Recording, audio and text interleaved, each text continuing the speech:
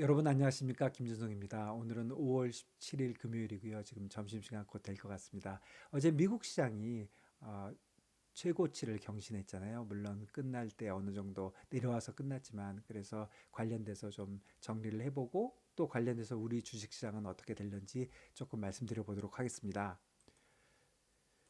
우선 미국 주식시장 최고치 경신을 했는데요. 주요 요인을 생각해 보면 뭐 한 두 가지 정도 같습니다. 하나는 실적인데요. 1분기 실적이 무난하게 나왔고 또 실적을 발표하는 그 와중에 빅테크 관련돼서 특히 AI 관련돼서 성장할 수 있는 기대감이 계속 살아 있었고 또 AI 관련돼서 반도체만 얘기하는 것이 아니라 이제 AI를 이용한 실질적인 그런 상품들에 대한 얘기를 했고 그래서 그런 기대가 살아 있다 하는 거고요.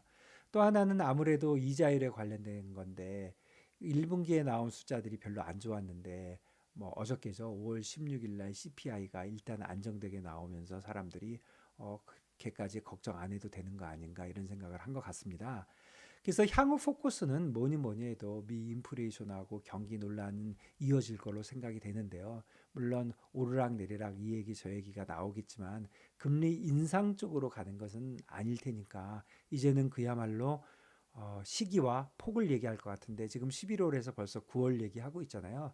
9월에 한 지금 75% 정도 확률로 내릴 거라고 생각하는데 그렇다고 보면 그 다음부터 뭐 두 번에 한 번, FOMC 두 번에 한 번, 또는 세 번에 한 번, 또는 두 번으로 시작했다가 세 번에 한 번, 또는 세 번으로 시작했다가 두 번에 한 번 이런 식으로 조금 이자율 인하 쪽이 될 것 같고요. 그런 것들이 역시 포커스가 계속 맞춰질 것이고, 그리고 또 하나는 그뿐 아니라 미국 말고 다른 나라들, 유럽이나 뭐 일본, 중국, 뭐 그다음에 이머징 마켓들의 이자율 인하 경로가 어떻게 될지가 좀 중요할 것 같고요. 또 그 나라들의 경기 부양책도 중요할 거라고 생각이 됩니다.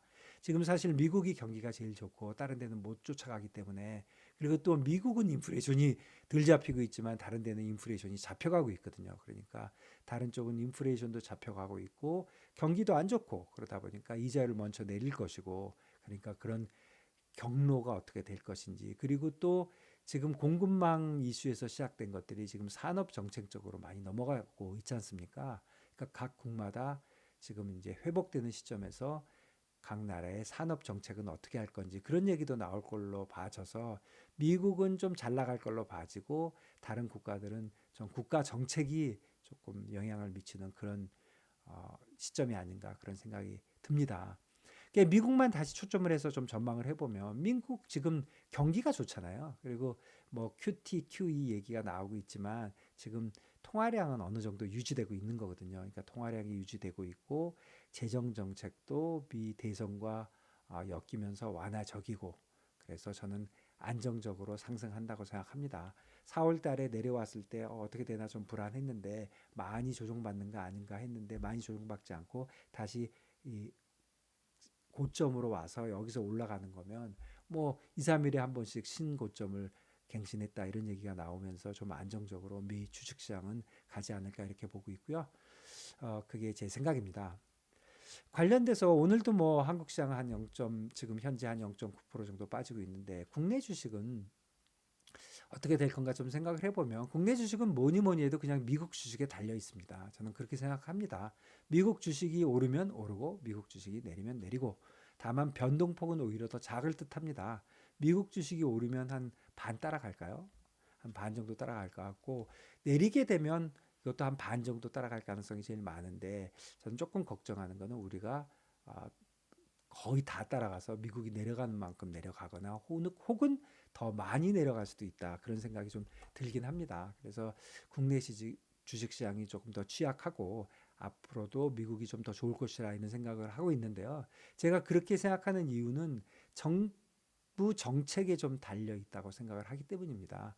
그리고 사실은 이자율 선제적 인하는 지금 매우 어렵잖아요. 그게 사실 한국은행의 지금 뭐 총재나 다들 거의 복지부동 수준의 지금 행태를 보이고 있고 또 이자를 낮추는 게 부동산 가격이 올라갈까봐 지금 여야가 이렇게 돼 있는 상태에서는 제가 보기에 거의 못 내릴 것 같거든요. 이런 식으로 된다면 사실은 우리도 이자율을 조금 일찍 내려서 미국이 거의 지금 제일 마지막으로 내리는 건데 우리는 미국 내린 다음에 내리면 우리가 제일 늦게 내리게 되지 않겠습니까? 지금 그렇지 않아도 지금 주식시장 아주 마이너한 데를 제외하면 우리가 꼴찌입니다. 지금 미국이 11%, 유럽이 12%, 일본이 16%, 그다음에 차이나 6%, 홍콩 13%, 그다음에 타이완 19% 올랐거든요.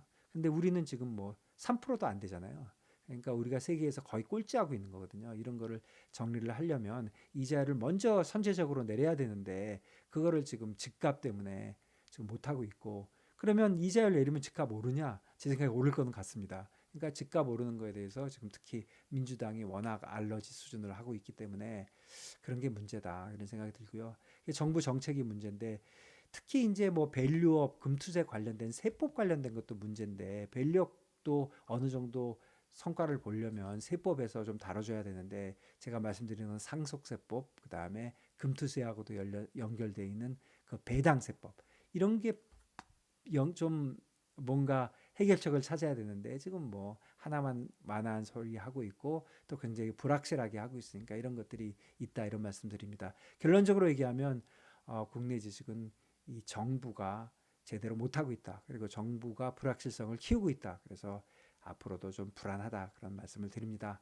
그래서 결론적으로 하면 미국 주식은 이제 올라가서 뭐 업다운이 좀 있다고 하지만 계속 상승 곡선을 이어갈 것 같고요. 국내 주식은 거기를 따라갈 거는 같지만 뭐 정부 정책의 불확실성이 어느 때보다 높다. 이렇게 말씀드리고 싶습니다. 오늘 여기까지 하겠습니다. 다음 주 월요일에 라이브로 찾아뵙도록 하겠습니다. 감사합니다.